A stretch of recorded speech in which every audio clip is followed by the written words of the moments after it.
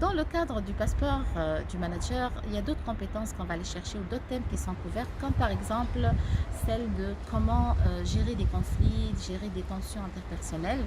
Alors un manager est appelé à prévenir et à pressentir des conflits et à les gérer, les manager. Alors on commence dans cet atelier-là par identifier quelle est la nature du conflit. Le conflit peut être extrinsèque, il peut être émotionnel et ça ne se traite pas de la même façon. Il faut aussi voir rapidement quel est le stade du conflit, dans quel cycle ce conflit existe, dans un cycle bienveillant, dans un cycle malveillant. Et puis par la suite, on attaquera dans cet atelier-là, et c'est ça peut-être que la valeur ajoutée de cet atelier, mais comment gérer un conflit. Il n'y a pas qu'une seule stratégie de gestion des conflits. On peut penser à un conflit qui nécessite, par exemple, dans sa gestion pour le régler, de l'évitement.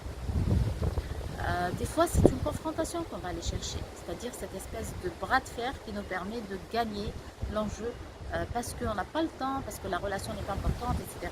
Et dans certains cas, il s'agit d'aller vers une forme d'alliance, d'union, d'aller voir la personne, de discuter avec elle pour voir est-ce qu'il y a une piste de collaboration. Souvent, on règle des conflits en mettant en place une stratégie qui nous permet de découvrir qu'il n'y a pas vraiment un conflit.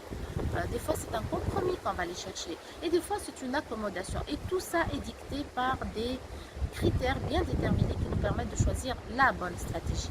La stratégie appropriée en fonction d'un certain nombre de critères. Et puis la sixième stratégie est une stratégie de médiation, c'est-à-dire d'aller chercher un conciliateur, un arbitre qui nous permet de régler le conflit.